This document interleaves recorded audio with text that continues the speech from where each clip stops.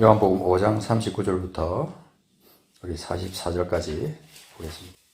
같이 읽겠습니다. 시작. 너희가 성경에서 영생을 얻는 줄 생각하고 성경을 연구하거니와 이 성경이 곧 내게 대하여 증언하는 것이니라. 그러나 너희가 영생을 얻기 위하여 내게 오기를 원하지 아니하는도다. 나는 사람에게서 영광을 취하지 아니하노라. 다만 하나님을 사랑하는 것이 너희 속에 없음을 알았노라. 나는 내 아버지의 이름으로 왔음에 너희가 영접하지 아니하나 만일 다른 사람이 자기 이름으로 오면 영접하리라. 너희가 서로 영광을 취하고 유일하신 하나님께로부터 오는 영광은 구하지 아니하니 어찌 나를 믿을 수 있느냐. 아멘. 여기까지입니다. 제가 연애하던 시절이 생각이 나요. 그때가 오래전 일이지만 그때 생각하면 과연 사랑이란 뭔가, 누구를 생각하고 흠모하고 그리워하고 보고 싶어하고 하는 그런 사랑의 그 전체적인 의미, 사랑의 본질, 그게 뭔가 하는 걸 한번 생각해보게 돼요. 헤어져 있으면 다시 또 보고 싶고 만나고 싶고 데이트하는 시간에는 이 시간이 계속되면 좋겠고, 그래서 어떤 커플은 뭐 데려다 주고 상대방의 집까지 데려다 주고 또 다시 또 상대방의 집까지 또 데려다 주고, 그래서 왔다리 갔다리 하다 밤샜다고 하는 그런 커플 얘기도 들어본 적이 있습니다. 특별한 이 어떤 의미가 이 사랑에는 있습니다. 사랑. 그런데 우리가 오늘 이 주님을 생각할 때, 예수 그리스도를 생각할 때 누구의 사랑까지 거슬러 올라가냐면요, 천지를 지으신 하나님의 그 사랑, 하나님이 우리를 얼마나 사랑하셨는지 그 사랑의 본질까지 올라가는 거죠. 그래서 이 사랑을 생각하면 단순히 천지를 지으셨다, 뭐 이런 차원만을 우리가 생각할 게 아니고, 하나님이 천지를 다 지으시고 난 다음에 우리를, 그 사람을 지으시고 남자와 여자를 주님께서 지으셨다고 하는 그 사실은 특별한 의미가 있는 겁니다. 그냥 하나님께서 만물 지어놓고 그 만물 지어놓고 보시기에 심히 좋았다 그러면서 그 만물을 보면서 즐거워하는 그런 차원으로 끝날 수도 있었어요. 우리가 정원들 이쁘게 갖고 놓고 나무 이쁘게 갖고 놓고 보고 참 이쁘다라고 생각하는 것처럼, 화분에 꽃을 이쁘게 갖고 놓고 참 이쁘다, 볼 때마다 이쁘다라고 생각하는 것처럼 그렇게 생각할 수 있는데, 하나님은 천지 만물을 지으시고 그냥 그것으로 끝난 게 아니라 우리를 지으셨다는 겁니다. 왜 우리를 지으셨냐면 사랑하실 대상을 하나님은 원하셨던 거예요. 함께 교제할 대상, 함께 행복하게 함께 기쁨을 누릴 수 있는 그 대상을 하나님은 찾으셨다는 것입니다. 그래서 그것을 위해서 하나님께서는 우리 사람을 지으신 거예요.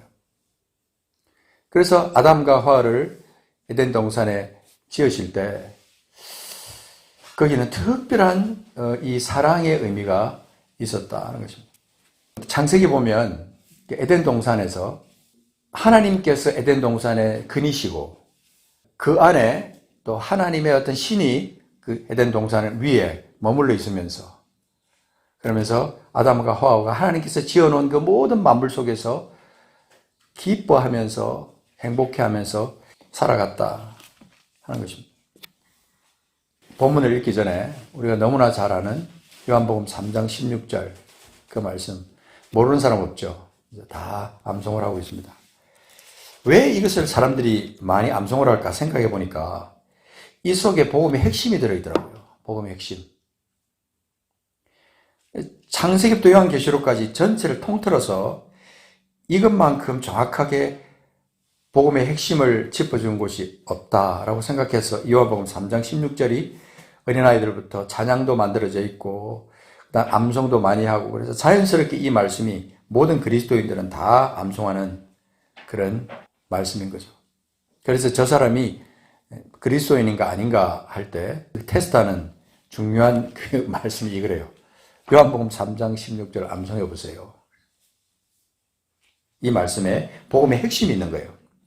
하나님이 세상을 이처럼 사랑하사 독생자를 주셨으니 이는 그를 믿는 자마다 멸망하지 않고 영생을 얻게 하려 하심이라. 하나님의 사랑의 목적이 그게 나온 거죠. 그를 믿는 자마다, 독생자를 믿는 자마다, 그 아들을 믿는 자마다 멸망하지 않고 영생을 얻게 하려 하심이라. 그 17절에 연결이 돼서 사실은 부분 설명이 되고 있어요.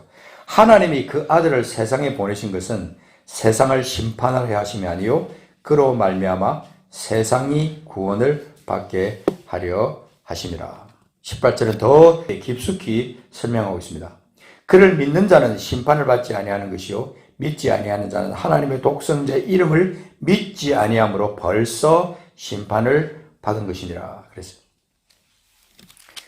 그래서 심판이냐 영생이냐 이 두 가지 길 중에서 우리는 심판의 길에 들어서지 않고 우리는 예수 그리스도를 통하여 그분에 의하여 그분을 향한 믿음, 그분 안에 있는 믿음으로 인해서 우리는 심판을 면하고 영생의 길로 들어섰다 이겁니다.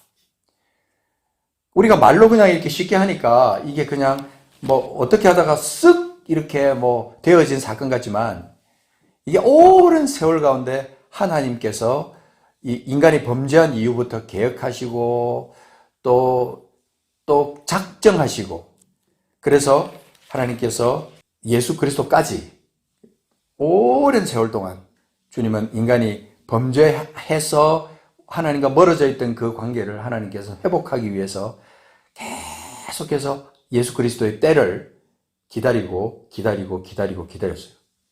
그 때가 되면 주님께서 예수 그리스도를 이 땅에 보내시고 그가 십자가에서 죽으시고 그 죽으심으로 말미암아 우리의 모든 죄를 다 담당하셔서 죄로 말미암아 죽을 수밖에 없는 그 심판을 우리가 벗어나도록 하나님이 하셨다는 것입니다. 여기에 중요한 포인트가 바로 하나님이 세상을 이처럼 사랑하사. 3장 16절에 나오는 이 핵심적인 표현은 하나님의 사랑이 얼마나 깊은지, 얼마나 넓은지, 얼마나 오묘한지, 얼마나 큰지 이것들을 우리에게 확실하게 보여주고 있습니다. 하나님이 세상을 이렇게 사랑하사 독생자를 주셨다. 요한복음 3장의 1절부터는 거기 이제 구원 얻는 진리에 대한 복음, 하나님 나라에 대한 복음 얘기가 쭉 나오죠. 그런데 우리가 이 구원의 진리가요, 눈에 보이지 않는 그런 것이기 때문에 우리가 이걸 간과할 수 있습니다. 그래서 12절에 보면 그렇게 말합니다. 내가 땅의 일을 말하여도 너희가 믿지 아니하거든 하물며 하늘의 일을 말하면 어떻게 믿겠느냐. 하늘의 일, 그것을 말하면 너희가 어떻게 믿을 수 있겠니? 눈에 보이지 않는 그 엄청난 하늘의 일, 하늘의 사건, 이것을 너희들에게 설명해 본들 너희들이 제대로 믿을 수가 있겠느냐. 하나님 나라라고 얘기하고 거듭난다라고 얘기하고 영원한 생명, 심판 이런 어떤 단어들, 구원이라는 단어 이런 것들 너희들에게 말해서 너희들이 이해를 할 수 있겠느냐. 근데 예수 그리스도께서 눈에 보이는 실체로 우리 가운데 오셨어요. 하나님의 사랑의 완전한 실체가 예수 그리스도예요. 그분이 이 땅에 오셔서 죄가 없으신 분이 우리가 당해야 될 그 모든 죄를 다 온몸에 지시고 단번에 십자가에서 죽으셨다. 그래서 15절에 그를 믿는 자마다 영생을 얻게 하십니다. 그래서 그것을 예를 들어서 예표로 보여주신 것이 바로 모세의 지팡이에요. 모세의 지팡이. 모세가 광야에서 뱀을 든 것 같이 인자도 들려야 하라니. 지팡이 끝에 뱀의 형상을 한 것을 올려놨을 그것을 쳐다보는 모든 사람마다 다 살았다. 그 사건은요, 그냥 단순히 이스라엘 백성 가운데 하나의 사건으로 끝낸 사건이 아니고 이건 예수 그리스도께서 오셔서 우리를 위해서 나무에 달리실 것을 예언하셨다. 그러니까 하나님의 사랑이 아들을 죽이기까지 하나님의 사랑이 지극하셨다 하는 것을 말씀하고 있는 것입니다. 5장으로 이제 이제 넘어가서 그 아들 안에 있는 그 생명으로 말미암아 우리가 영생을 얻었어요. 근데 그 영생이라는 것이 무엇인가 하는 그 본질을 우리가 좀 알아봐야 우리가 이 영생에 대한 것을 의미를 우리가 알고 그 다음에 영생에 대한 진리가 내 속에 있게 되고 그 다음에 영생을 얻은 자로서의 삶을 살아갈 수 있게 됩니다. 그래서 자 17장 요한복음 17장 3절에 보면 영생은 곧 유일하신 참 하나님과 그가 보내신 자 예수 그리스도를 아는 것입니다. 우리가 생각할 때 영생은 영원히 사는 것이다 이렇게 생각했는데 왜 주님은 영생을 이렇게 말씀하셨을까? 이 말은요, 바꿔 말하면 유일하신 참 하나님의 그 마련해 놓으신 그 길, 그 다음에 그가 보내신 자 예수 그리스도, 그분 안에 영생이 있는데 그것을 내가 얻기 위해서 먼저 해야 될 일이 뭐냐면 그분 하나님과 그분 예수 그리스도, 그분들을 아는 것이다 이 말입니다. 제대로 알지 않으면 제대로 믿을 수가 없고 제대로 믿지 않으면 믿음의 결과라는 것은 우리에게 없는 거죠. 그런데 영생은 뭐냐면 유일하신 참 하나님, 그분과 그가 보내신 자 예수 그리스도를 아는 것이다. 그래서 오늘 여기 17장에 쭉 보면요, 예수님의 기도가 쭉 계속해서 나와요. 쭉 계속해서 나옵니다.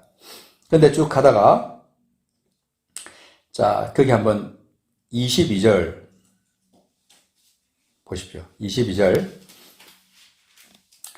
내게 주신 영광을 내가 그들에게 주었사오니 이는 우리가 하나 된 것 같이 그들도 하나가 되게 하려 함이니이다. 23절 같이 한번 읽어보겠습니다. 시작. 곧 내가 그들 안에 있고 아버지께서 내 안에 계시어 그들로 온전함을 이루어 하나가 되게 하려 함은 아버지께서 나를 보내신 것과 또 나를 사랑하심 같이 그들도 사랑하신 것을 세상으로 알게 하려 함이로소이다. 그렇습니다. 자, 이거 보면 하나됨과 그 다음에 사랑의 진리가 여기에 있습니다. 우리가 하나 된 것 같이 아버지와 예수님이 하나 된 것 같이 그들도 하나가 되게 하기 위해서 하나님께서 예수님께 영광을 주셨고 그 영광을 그들에게, 즉 우리들에게 예수님께서 주셨다라고 지금 말씀하고 있는 겁니다. 좀 신비스럽죠. 신비스럽지만 때로는 이해하지 못할 그런 어떤 영역입니다. 이건 아주 영적인 영역이죠. 자, 근데 23절에 이제 이 말씀, 우리가 오늘 읽은 본문 말씀으로 돌아가기 전에 23절 말씀을 잠깐 보면요. 내가 그들 안에 있고, 자, 예수님이 그들 안에 있다는 게 뭐죠? 우리 안에 있고, 아버지께서 내 안에 계시어. 자, 이 관계를 잘 보십시오. 예수님이 우리 안에 있고, 아버지께서 예수님 안에 계시어. 그들로 온전함을 이루어 하나가 되게 하려 함은, 자, 온전함을 이루어 하나가 되게 하려 함은, 쉽게 말해서 아버지와 아들과 우리, 그죠? 이게 지금 연결이 되어 있는 거예요, 다. 신비하지 않습니까? 예수님이 하나님과 하나가 되듯이 우리가 예수님과 하나가 되는 그것은 그냥 이론으로 설명할 수가 없어요. 그런데 그렇게 하려고 하는 것은 아버지께서 나를 보내신 것과 또 나를 사랑하신 같이 아버지께서 예수님을 이 땅 가운데 우리를 위해서 파송하셨어요. 보내신 것과 또 나를 사랑하신 같이 하나님이 예수님을 사랑하셨다 이 말이죠. 그들도 하나님이 사랑하신 것을 세상 사람들이 다 알게 하기 위해서 하나님을 그랬다. 그러니까 이런 눈에 보이는 사건을 통해서 하나님께서는 하나님의 그 사랑을 우리에게 알게 하신 거예요. 알게 하신 거예요. 그래서 저는 때때로 운전을 하다가 혼자 운전할 때 특히 많이 그래요. 아내와 같이 갈 때는 아내와 주로 이제 얘기하고 이렇게 하지만 혼자 갈 때는 그냥 뭔가를 묵상을 하는 거예요. 물론 눈은 앞을 보지만 계속 영으로 뭔가를 묵상을 하는데 하나님의 사랑이 어느 날 깨달아지면요. 이 감격으로 다가오는 거예요. 내가 도대체 어떤 존재인데 예수님을 보내주시고 예수님은 또 어떤 분인데 나를 위해서 십자가에서 나를 위해서 그분이 쓰리고 아픈 십자가를 당하시고 그 십자가 형을 그가 당하셨을까? 이거 생각하면 내 속에 무엇으로 연결되나? 감격으로 연결돼. 감격. 막 말할 수 없는 감격으로 연결되면서 나도 모르게 그냥 막 펑펑 우는 거예요. 막 감격 속에서 막 울다가 막 정말 이런 영적인 그 감격 가운데서 내가 이렇게 하나님을 묵상하게 될 때요, 복받쳐 오르는 감사와 감격 속에서 하나님을 향한 찬양이 저절로 나오는 거예요. 이런 영적 신비적인 어떤 삶은 어떤 특정한 사람에게만 주어지는 게 아니라 하나님을 사랑하는 모든 사람, 하나님의 사랑을 받은 모든 사람, 예수님을 사랑하는 모든 사람, 예수님의 사랑을 받고 사는 모든 사람, 그런 사람에게 동일하게 다 이루어지는 거예요. 그래서 그들도 사랑하신 것을 세상으로 알게 하려 함이라. 세상으로 알고 세상으로 믿게 하려 합니다. 그렇습니다. 그래서 결국은 우리가 예수 안에 있을 때 우리가 볼 수 있는 마지막 극한적인 하나의 어떤 충만한 그리고 축복스러운 어떤 열매는 뭐냐면 그것이 바로 영광이에요. 영광. 자 22절에 보면 내게 주신 영광을 내가 그들에게 주었다 그랬잖아요. 내게 주신 영광을 내가 그들에게 주었다. 근데 24절 끝에 가서 보면 내게 주신 나의 영광을 그들로 보게 하시기를 원하옵나이다. 그렇게 말하잖아요. 그러니까 아버지의 안에 있는 그 영광이 예수 그리스도께서 넘어오고 그 영광이 우리에게 주어지면서 우리가 그 영광을 보는 거예요. 하나님의 찬란한 그 영광, 하나님의 높으신 위대하심의 그 영광스러움이 우리에게 보여지는 그날, 그것은 죽어도 되는 순간이에요. 육신의 몸이 사실 끝나도 될 만한 그런 영광스러운 거예요. 그래서 어떤 사람이 고통스럽게 있다가 꿈속에서 예수님을 만났어요. 그러니까 더 이상 살고 싶지 않은 거예요. 너무 고통스럽고 너무 힘든데 꿈에서 주님을 만나고 환상 가운데 주님을 만나고 비몽사몽간이긴 하지만 주님을 만나니까 하늘의 그 어떤 찬란한 빛을 보게 되고 내가 살 곳은 영원한 천국이고 내가 그곳에 가면 이 땅에서 아픈 거는 아무것도 아니고 생각도 안 날 텐데 차라리 그래서 그냥 이 땅의 삶을 끝내고 싶다. 그래서 그냥 겨우 그냥 이 목숨을 유지하고 살던 그것을 끝내달라고. 더 이상 이 땅의 목숨을 갖다가 더 이상 연명시키지 말라고. 그렇게 가족들에게 힘들게 표현을 해가지고 그렇게 가족들이 합의해가지고 그냥 연명하는 목숨을 더 이상 그렇게 의학적으로 연명하지 않도록 그렇게 한 그런 얘기를 제가 들었어요. 실제로 지금 많은 사람들이 하늘의 영광을 보면요, 하나님의 영광을 보고 나면요 아무것도 아닌 거예요. 근데 그런 사람이 어떤 사람에게 그런 것이 나타나냐면 26절 보십시오. 자, 중요한 말씀이 있습니다. 내가 같이 읽어볼까요? 시작. 내가 아버지의 이름을 그들에게 알게 하였고 또 알게 하리니 이는 나를 사랑하신 사랑이 그들 안에 있고 나도 그들 안에 있게 하려 함이니이다. 자, 여기 중요한 표현이 있습니다. 내가 아버지의 이름을 그들에게 알게 했다. 자, 먼저 아는 것이 중요합니다. 아는 것이 중요합니다. 알지 못하면 느낄 수가 없고 느낄 수 없으면 그다음에 감격이 없는 거죠. 근데 알게 하였고 또 알게 하리니 그냥 주님은 반복해서 표현함으로 말하면 강조하신 거예요. 알게 하였고 또 알게 하리니 이는 나를 사랑하신 사랑이 하나님의 사랑이죠. 예수 그리스도를 사랑하신 그 하나님의 사랑이 우리 안에 있다. 그 말입니다. 우리 안에 있고 나도 그들 안에 있게 하려 합니다.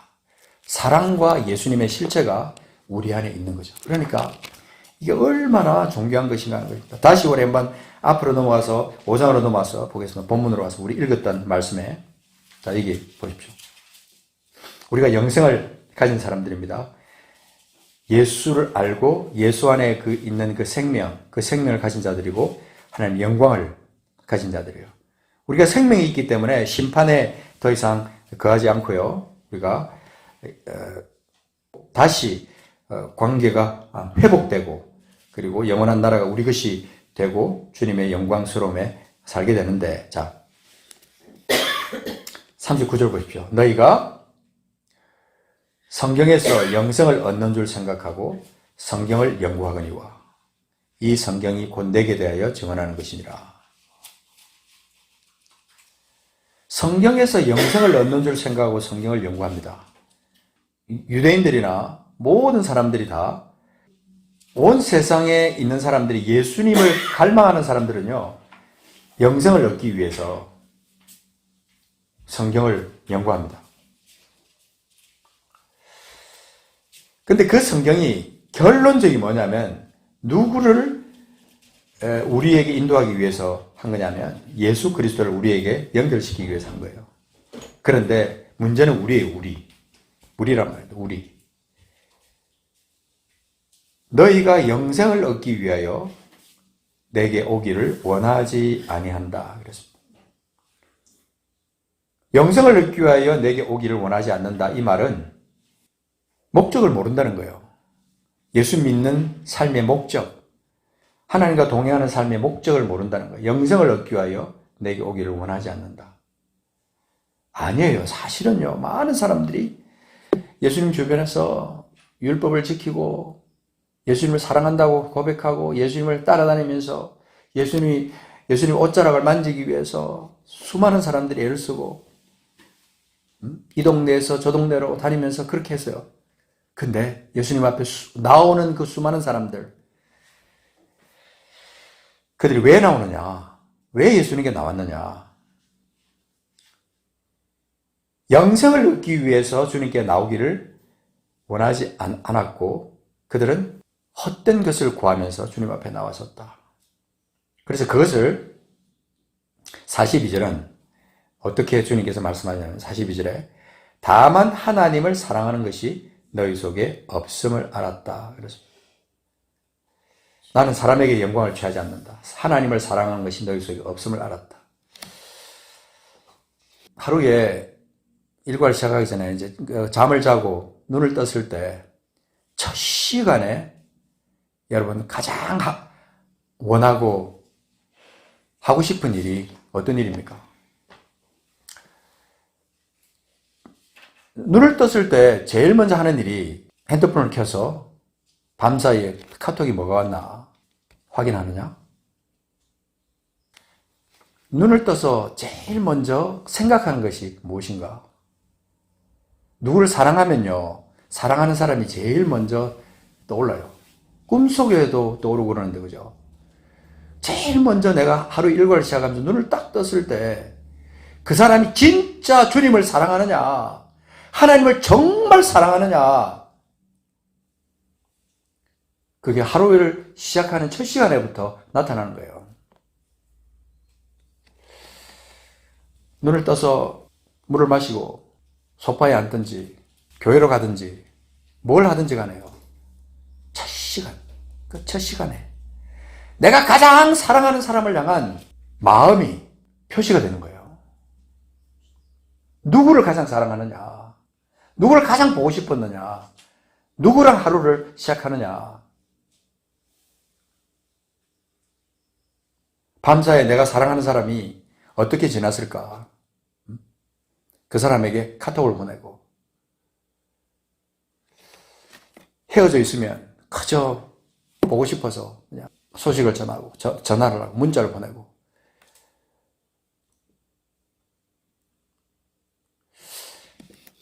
제일 먼저 첫 시간을 시작할 때 우리가 주님을 정말 사랑한다면요, 주님, 그 주님을 먼저 부르고 주님의 말씀을 먼저 보고 싶은 그 마음이 들어야 주님을 정말 사랑하는 그 증거가 그에게 나타나는 거예요.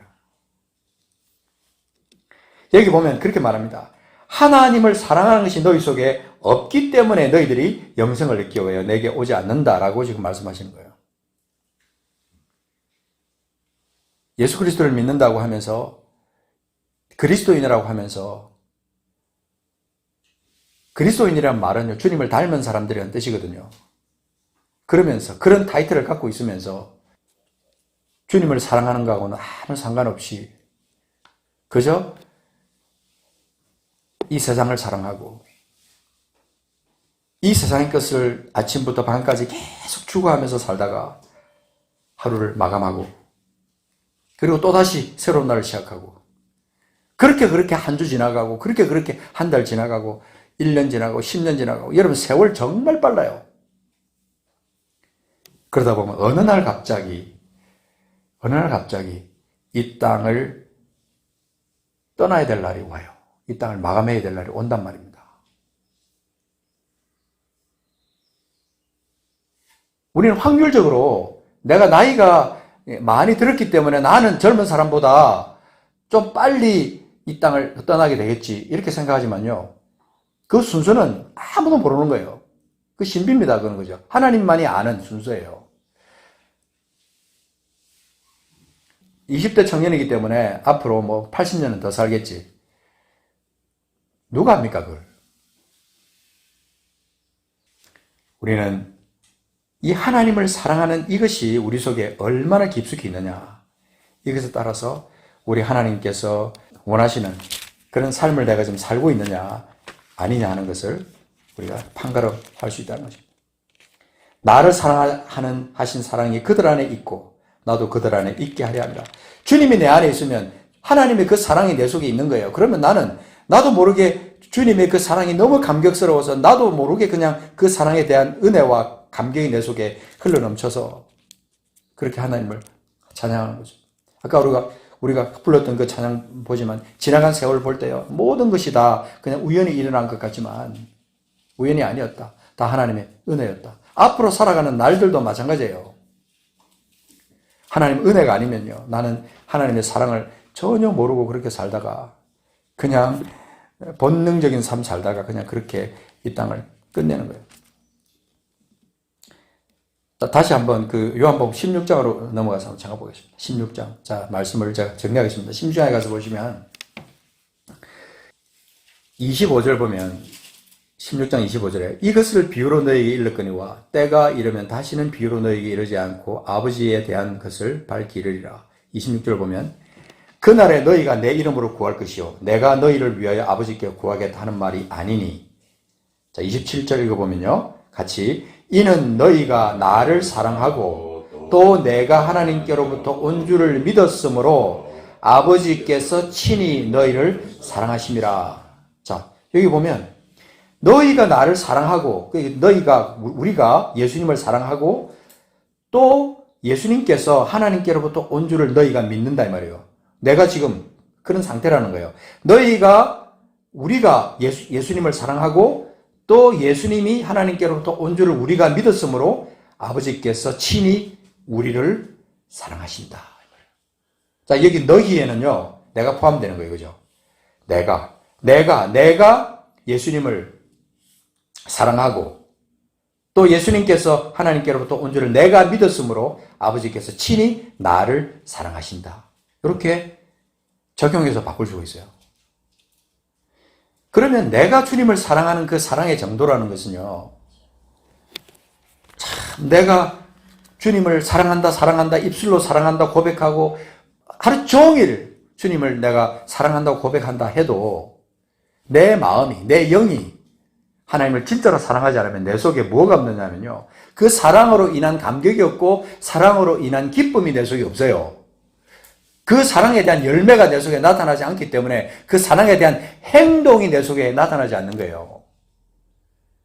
하나님을 향한 사랑은요, 하나님을 늘 즐거워하는 거예요. 기뻐하는 거예요.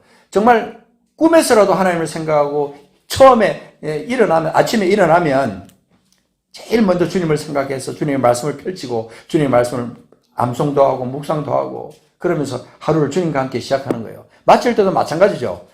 주님, 내가 오늘 밤에 내가 내 영을 불러가시면 나는 이 땅의 삶을 끝낼 수 있습니다. 오늘 밤에 내 영을 불러가셔도 좋습니다. 주님의 사랑이 내 속에 있지 않습니까? 우리 주님이 나를 사랑하시는 그 사랑이 내 속에 있지 않습니까? 내가 주님을 사랑합니다. 오늘 밤에 내가 내 영이 끝나도 괜찮습니다. 오늘 하루 주신 하나님 감사합니다. 그리고 아주 깊은 잠을 자는 거죠.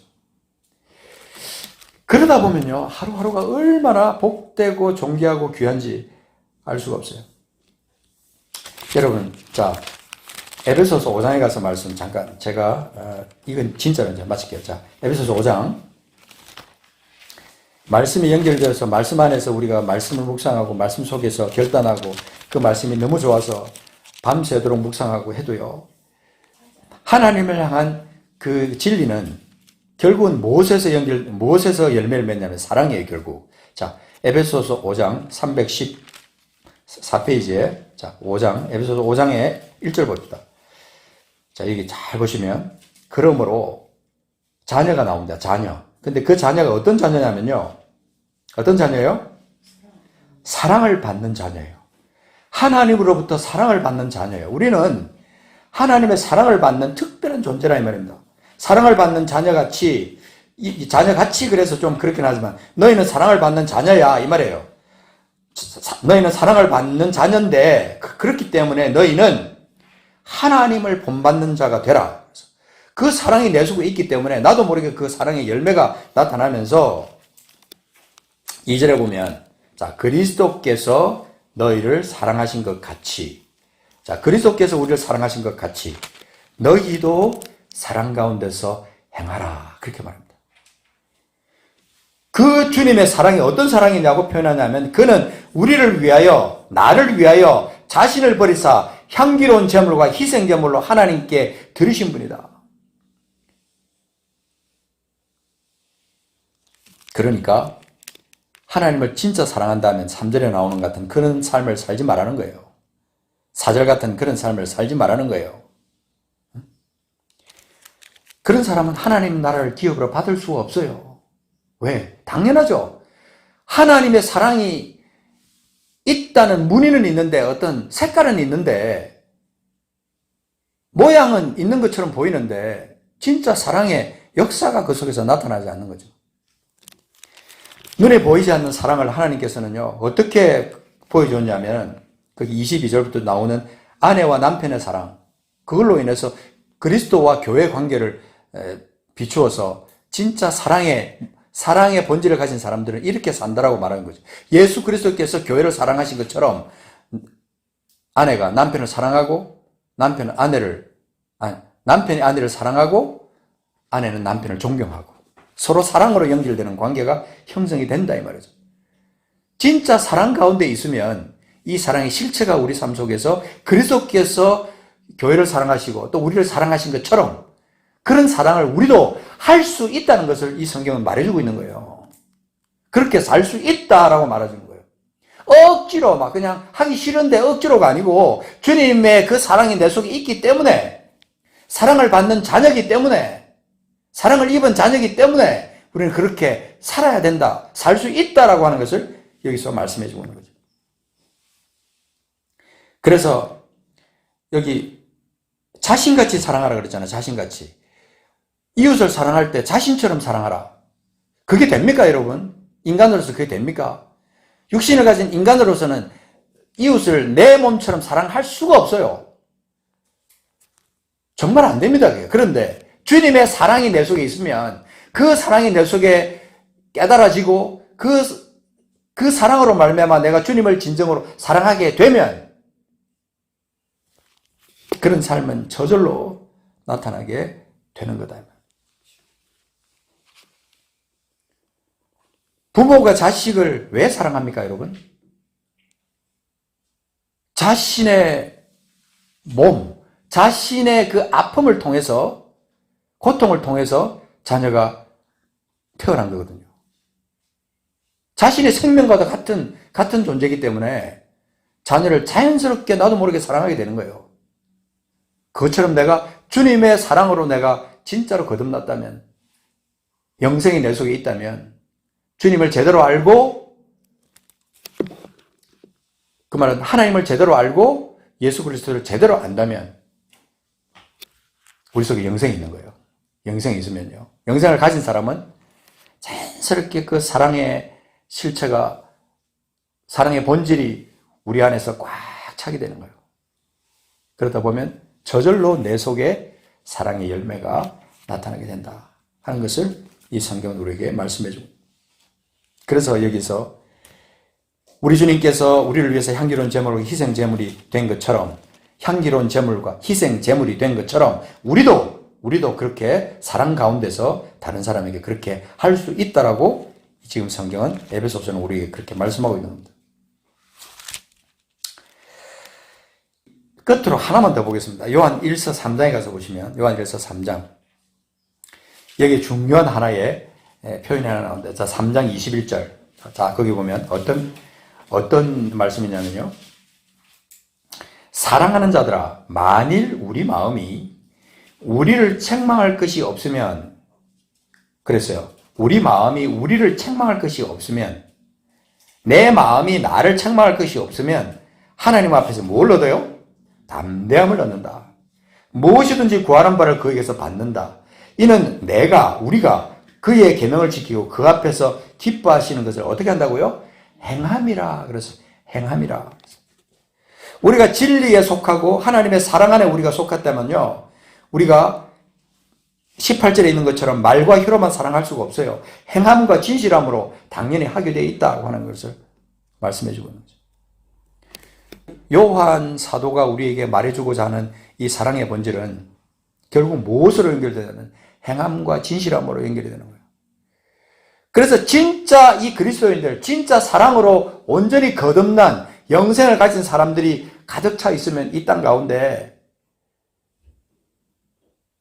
이렇게 우리 그리스도인들이, 이 교회가 이렇게 세상 사람들로부터 이렇게 비참하게 비난받고 이렇게 참 말도 안 되는 대우를 받을 수가 없다라는 생각도 들어요. 물론 이제 그들이 진리 안에 없기 때문에 우리를 핍박하고 그렇게 하지만, 사도행전에 나오는 그 말씀들을 보면 세상 사람들이 다 칭찬했다.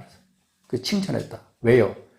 그 속에 하나님을 향한 그 사랑이, 주님을 향한 그 사랑이 그 속에 꽉 차 있기 때문에, 온전하게 있기 때문에, 주님 때문에 하나님을 사랑하고 주님 때문에 이웃을 사랑하는데, 그냥 형식적으로 사랑하는 게 아니라 진짜로 사랑했기 때문에 세상 사람들이 그들을 칭찬했다. 그렇게 말씀하고 있는 거죠. 여러분, 이 시간 우리가 하나님의 사랑을 받은 자녀같이 우리가 이 땅에 그 행함과 진실함으로 하나님 앞에 그 사랑의 열매를 나타내기 위해서는요, 그저 축복받기 위해서 교회하는 게 아니라 그저 그냥 내 것을, 필요를 갖다 구하기 위해서 나오는 것이 아니라 하나님을 정말 사랑하는 마음이 있어서 주님 앞에 나와 영생도 구하고 주님의 뜻도 구하고, 주님이 나를 얼마나 사랑하시는지 그 사랑을 내가 확실하게 깨달아서 주님을 향한 그 사랑을 세상 가운데 나타내면서 주님께 영광이 되고 내가 또 그 주님의 영광을 누리면서 살아가는 그런 존재가 되어야 주님의 기쁨이 되는 거예요. 안 그렇기 때문에, 안 그런 사람이 너무 많다 보니까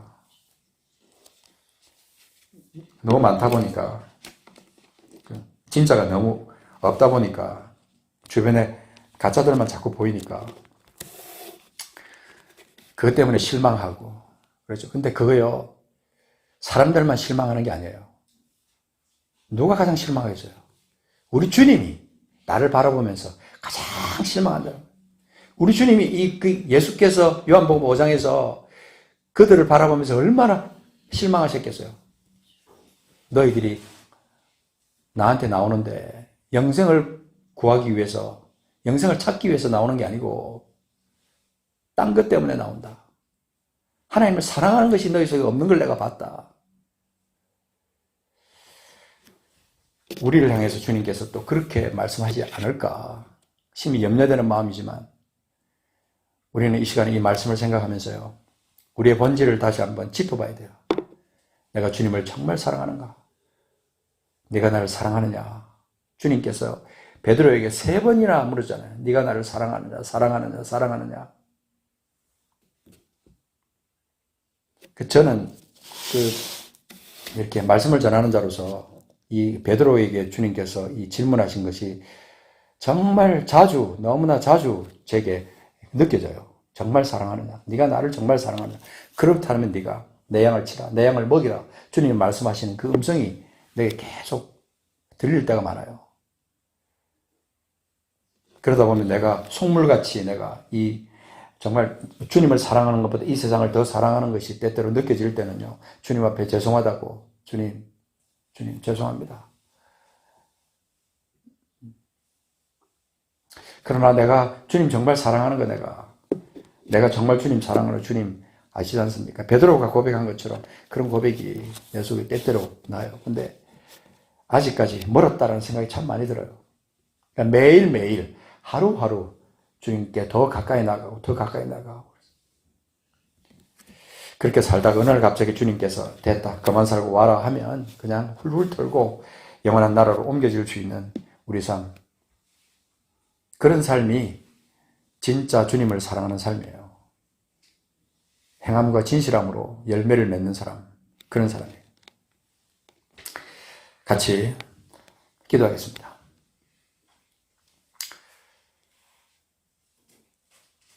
주님이 오늘 우리에게 질문하십니다. 네가 나를 사랑하느냐? 내가 네 마음을 보니까, 네 삶을 보니까 하나님을 사랑하는 것이 내 속에 없는 것을 내가 봤다. 우리 가운데 주님께서 그렇게 말씀하신다면 여러분 어떻게 주님께 여러분 대답하실 수 있겠어요? 어떻게 변명을 하시겠습니까? 주님, 내가 정말 주님을 사랑합니다. 내가 정말 주님 사랑해요. 그때 주님은 내 말을 듣고는 침묵하실 거예요. 왜냐하면 내 마음을 너무나 잘 아니까 침묵하실 거예요. 그래서 사랑의 눈길로 나를 바라보시고 또 기다리고 그러실 거라고요. 오래 참으시고. 우리가 오늘 이 시간 이 말씀 생각하면서요, 네가 하나님을 사랑하는 것이 너희 속에 없는 것을 내가 알았다. 그 음성이 오늘 우리에게 들려지기를 소원합니다. 그리고 주님 앞에 주님 내가 사랑합니다라고 자신 있게 고백할 수 있고, 주님 내가 주님 내가 사랑합니다. 최선을 다했습니다. 내 혼으로, 내 영으로, 내 육신으로 최선을 다했습니다. 라고 고백할 수 있는 우리가 되었으면 합니다. 같이 마음을 모아서 한 목소리로 같이 한번 기도하고, 그리고 제가 마치는 기도하겠습니다.